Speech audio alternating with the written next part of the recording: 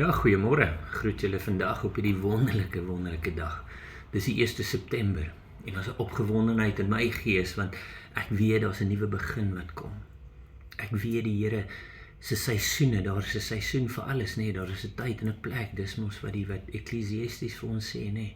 Daar is 'n tyd en daar's 'n seisoen en daar's 'n plek vir alles.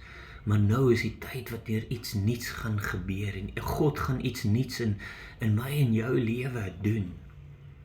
En as ou moet opgewonde raak daaroor, dis daai hoop waarvan Paulus praat, nee, dis daai hoop, waar plaas ons hoop? Nie in die dinge van die wêreld nie, maar ons moet onsself voorberei in die wintertydperk, sodat ons kan hoop hê, sodat dit wat ons geplant het, dit wat ons gesaai het, gaan nou gaan ons die vrugte daarvan begin sien, nee. En ja, ek weet, dit is vir my en vir jou, dit is baie keer 'n moeilike tyd ook waardeur ons was, waardeur ons nou is. En dis hoekom dit so voorreg is om in God se woord die antwoorde te gaan soek en daar by God te gaan sit en by sy voete te gaan sit en vir die Here te vra, Here, wat is die uitweg? Wat se kant toe moet ons gaan? En die Here het al lank al daai pad vir jou voorberei. Ons moet net vashou en aanhou glo. En dis hoekom God se woord vanoggend vir my en vir jou is so spesiaal en so besonders in hierdie tyd wanneer ons 'n seisoen ingaan. Want God het al reeds die beplanning gedoen. Dis vir my en vir jou nou net tyd om gehoorsaam te wees. En as ons lees in Exodus, onthou Exodus, die Israelitiese volk is in gevangenis, hulle is slawe, hulle werk so slawe. Ek meen, dis nie wat God vir my en vir jou beplan het nie. God sê vir ons het 'n mooi toekoms, ons het 'n blink toekoms. Jeremia sê, ek ken alles van jou en ek ken die planne wat ek het. Ek weet wat se planne ek het aangaande jou. Dit is planne van voorspoed. Maar wat moet ons doen? Gehoorsaam wees. En dit is hier in Exodus 14 waar ons die storie optel, maar as ons terugkyk, dis hoekom ek sê, God het al reeds daai beplanning vir my en vir jou gedoen, sodat ons in oorwinning kan stap. Kyk na Moses. Ek meen, daai Farao het elke baba doodgemaak. Elke een van die Israelitiese babas, het 'n seun is, maak hom dood. En hier kom 'n gehoorsame mamma, wat so lief was vir haar kind. Sy het hom in 'n mandjie gesit, en ons ken die sonnaarskool verhaal van Moses in die mandjie. En dan plaas sy hom in 'n mandjie en. Maar kyk hoe mooi werk God dinge uit. Alles sal ten goeie werk vir die wat die Here lief het. Onthou, hierdie is lang voor die tyd, nê? So waar word hierdie Moses groot? Hy word groot, hy is groot gemaak in die huis van die koning Farao. Beteken hy gaan skool toe, die slawe kon nie skool toe gaan nie.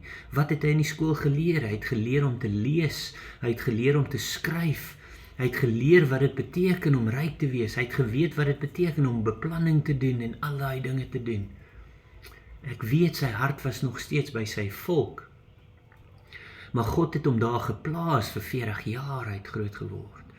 En daarna, wat het hy gesien? Hy het gesien hoe sy mense swaar kry, en hy kon dit nie hanteer nie, so hy het gevlug.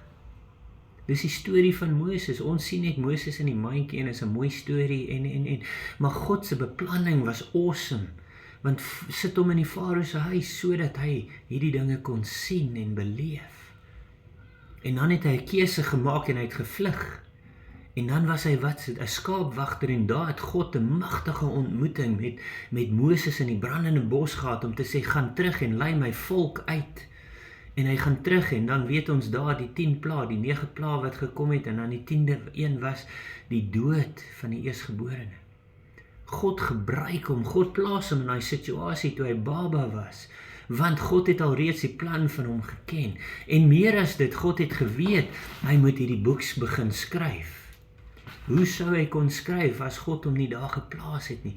40 jaar as 'n skaapwagter, want hy het geweet wat dit beteken om gehoorsaam te wees, om diensbaar te wees, om geduldig te wees. As hy nie skape kon lei nie, hoe sou hy dan daai volk uit Egipte kon lei? As hy nie daai magtige ontmoeting wat God al reeds beplan het, gehad het, in daai tyd, om te sê, gaan terug en lei my volk. En hy sê, maar ek kan nie, Here. Hoeveel van ons sit in daai posisie en die Here sê vir jou, gaan maak iets, doen iets vir my. Maak 'n besigheid oop. Vat daai kans. Belê dit, doen dit.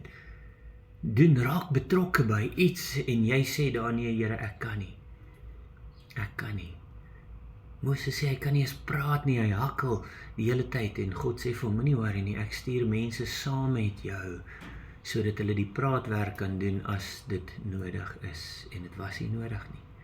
Maar hier vang ons die storie, net na dit, onthou, Farao se hart was verhard, teenoor hierdie Israelitiese volk, en God het daar ingetree en wonderwerke gedoen, maar na 'n tyd kon hy nie meer nie, want die Farao se hart was verhard, en hy het die eersgeborenes doodgemaak, en ons ken die Pasga, die Passover, wat ons gevier het in die begin van die jaar, en nou kom hierdie volk, en hulle hardloop weg, want Farao jaag hulle weg, want sy kind is ook een van daai wat doodgemaak is, sy kind, en hy is woedend, en hy is kwaad, en hy sê vir Moses, vat jou volk en trek, vat jou volk en kom uit my land uit, want julle doen al hierdie dinge, jou God het al hierdie dinge aan my gedoen, en die volk trek uit, en hulle staan daar, maar in daai tydperk, het God weer met Farao gepraat, en Farao het nou sy woedend, en hy vat sy hele weermag,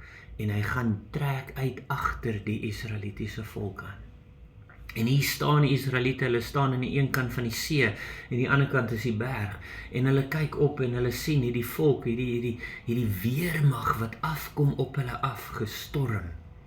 Hulle sien dit, en hulle hardloop na Moses toe, en hulle sê, Moses, jy het ons hiernatoe gebring, hoekom, sodat ons hier doodgemaak gaan word? Hoekom het jy ons nie daar gelos nie? Daar waar ons slawe was. Hulle vergeet vinnig, en ek en jy vergeet ook baie vinnig hoe God intree, waar ons was. En dan kom hulle hierso en sê, toe het die Here met Moses gespreek en gesê, sê aan die kinders van Israel, dat hulle moet omdraai en laar opslaan, voor Pi-Hagreot, tussen Migdal en die see, reg teenoor Baal-Sefon, moet julle laar opslaan by die see, dan sal Farao van die kinders van Israel sê, hulle is verdwaal in die land woestyn, hulle ingesluit, en ek sal Farao se hart verhard, dat hy hulle agtervolg, en ek wil my aan julle leermag verheerlik. God wil vandag iets wonderlik in jou lewe doen.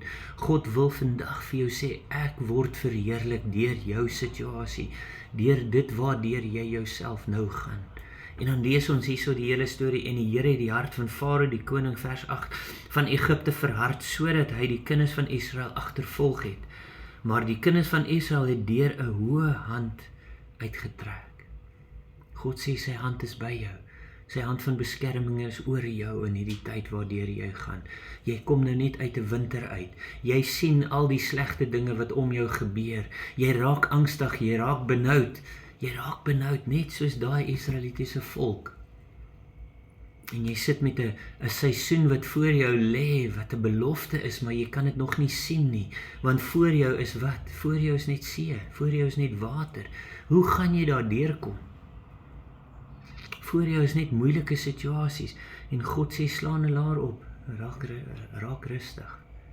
En dan kom hulle daar en sê, toe Farao naby kom, vers 10, Exodus 14 vers 10, hy sê, toe Farao naby kom, slaan die kinders van Israel hulle oë op, en kyk, daar trek die Egiptenaars agter hulle aan, en hulle het baie bang geword. Daarop het die kinders van Israel tot die Here geroep, en hulle het vir Moses gesê, het u, omdat daar in Egipte glad geen grafte is nie, ons saamgeneem om in die woestyn te sterwe, wat het u aan ons nou aangedoen, dat u ons uit Egipte land uitgelei het? Is dit nie die woord wat ons aan u in Egipte gesê het nie? Laat ons met rus. Vergeet hulle hoe vinnig, met rus. Hulle was slawe, hulle was geslaan, hulle het vir 7 dae gewerk, hulle het seker van son op tot son ondergaan, het hulle gewerk, hulle vergeet so maklik, en ek en jy vergeet ook so maklik waaruit ons uitgekom het. Ek en jy was in duisternis. Eintlik sê Efesiërs vir ons, ek en jy was duisternis. Dit was nie, ons het nie in duisternis gewandel nie, gaan lees dit daar. Efesiërs sê vir ons dat ons was duisternis. Dit beteken as ek en jy in ons verlede inkyk, as ons in 'n vertrek ingestap, dat mense het dalk om jou gedrom en alles en dit was lekker, maar as ons regtig mooi gedink het, dan was ek en jy duisternis. Voordat, en is net soos hierso, hy sê, is dit nie die woord wat ons aan jou gesê het, laat ons met rus dat ons die Egiptenaars kan dien? Wil jy regtig afgode dien? Wil jy regtig 'n baas dien wat afgodery, towerny, afguns, jaloesie oor jou lewe uitspreek?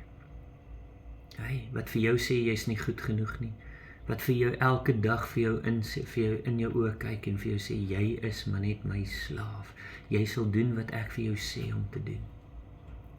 Jy is nie daai persoon nie. Hy sê daar, want dit is beter vir ons om in die Egiptenaars te dien as om in die woestyn te sterwe. Waar is julle geloof, mense? Dis 'n nuwe seisoen. God is in beheer. Gaan uit, luister na die voeltjies, word bietjie vroeër wakker, luister na die voeltjies sing weer. Hoekom? Moes nie ek en jy nie, dis God wat dit doen. Die blare, die bome het nuwe blare, dit nog eens gereën nie, maar tog weet die bome dat die seisoen het verander.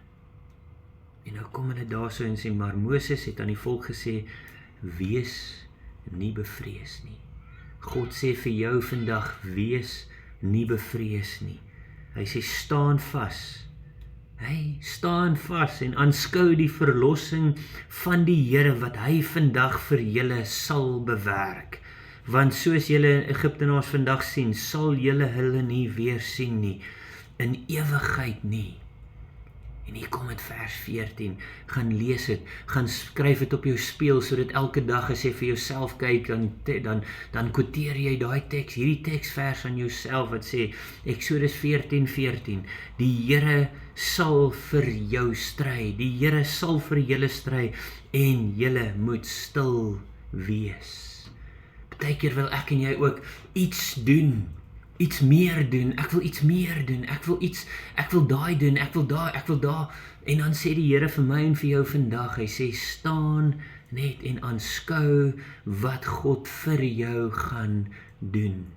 Wat moet ek en jy partykeer ook doen? Onthou, hulle het hulle werk gedoen, hulle was gehoorsaam, hulle het brood geneem en geëet, hulle het daai skapie geslag, hulle het die lamsbloed oor die deurkusyn, toe Moses vir hulle sê, gaan, het hulle geloop, hulle het hulle deel gedoen, en daar kom 'n tyd in jou lewe, wanneer God vir jou en vir my sê, vandag, staan stil, aanbid die Here, staan stil, en aanskou die wonderwerk wat God gaan doen. Want is 'n nuwe seisoen, want is 'n belofte wat God vir jou gegee het, al was dit 20 jaar, hierso 80 jaar terug, het God 'n belofte aan hy ma van Moses gegee, en hier staan hulle nou, they standing on the edge of victory, hulle staan hier so op die punt, waar God 'n wonderwerk, en God sê, die Here sal vir julle stry, en julle moet net stil wees. En dis die woord wat die Here op my hart gelê het vandag, vir my, vir jou, vir almal, deel dit, reik uit, deel dit met mense, maar skryf dit op jou spieël, sodat vandag, elke dag van vandag, dat jy daar sal wees, en sê, doen jou deel, God sê, doen jou deel, maar hy sê, staan stil, en julle moet stil wees, die Here sal vir julle stry. Hy het al klaar begin, hy het sy engele vooruit laat gaan, en jy moet net nou die Here se wonderwerke aanskou in jou lewe, in jou besigheid, in jou huwelik, in die eksamens wat voor, jy het jou deel gedoen, maar God sê nou, staan stil en aanskou die wonderwerk, die deurbraak kom, hou vas aan die hoop wat God in jou geplaas het, hou vas aan die belofte wat God vir jou gegee het, en herinner God aan die belofte wat hy vir jou gegee het. Dis wat hulle gedoen het, nee. En Moses het daar gestaan, en dan was Moses ook gehoorsaam, en hulle het op droë grond deur daai see geloop. Droë grond. Daar was nie modder nie, as jy lees in God se woord, hulle het op droë grond, die ander kant uitgekom, en hulle vyand was verslaan. En dis wat die Here vir my en vir jou sê vandag. Staan stil en aanskou God se wonderwerk. wat hy gaan doen, wat hy aan jou beloof het. Mag jy 'n geseënde week hê. Mag jy elke dag hierdie belofte aan God opsê. En dat jy in hierdie week sal gaan meer as oorwinnaars, met die wete dat God gaan voor ons uit. Ek is lief vir julle, en as daar iets is waarvoor ons kan bid, reik uit, want ons besef nie wat se krag het ons binne in ons, hoekom, want die heerlikheid van God is in ons. En dat ons met daai krag sal getuig en lewe spreek oor elke situasie. Ek groet jou vandag in Jesus naam. Mag jy 'n geseënde week hê. En ek bid God se rykse seën oor alles waaraan jy gaan raak vandag. Wees jy net getrou, gehoorsaam en naby by God se voete gaan sit en die krag van sy teenwoordigheid ervaar in jou lewe. En dan doen wat die Here op jou hart lê. Ek groet jou vandag in Jesus naam.